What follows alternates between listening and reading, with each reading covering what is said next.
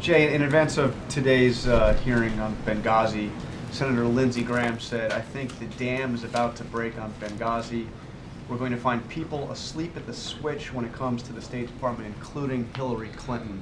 What do you say to this allegation from top Republicans that Hillary Clinton was asleep at the switch? Well, I'd say a couple of things. This administration has made extraordinary efforts to work with 5 different congressional committees investigating what happened before, during, and after the Benghazi attacks, including, over the past 8 months, testifying in 10 congressional hearings, holding 20 staff briefings, and providing over 25,000 pages of documents. Another leading Senate Republican, Senator Corker, said today that he feels like he knows what happened in Benghazi and he is, quote, fairly satisfied.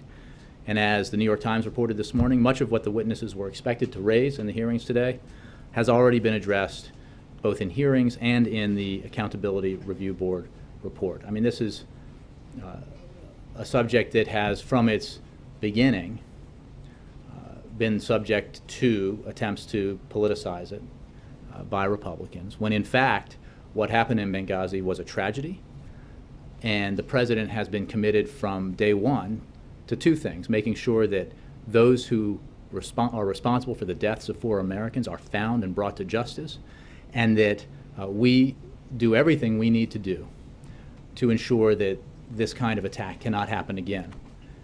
And the standing up of the Accountability Review Board by then Secretary Clinton, with the full support of the president, demonstrates the seriousness with which she took this issue.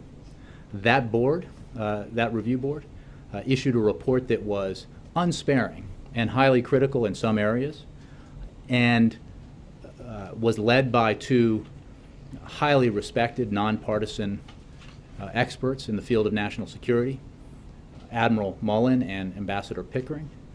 And that report contained within it a series of recommendations, every single one of which has been acted on or is being acted on by the State Department. And I think, again, that demonstrates the seriousness with which we took the true issues here.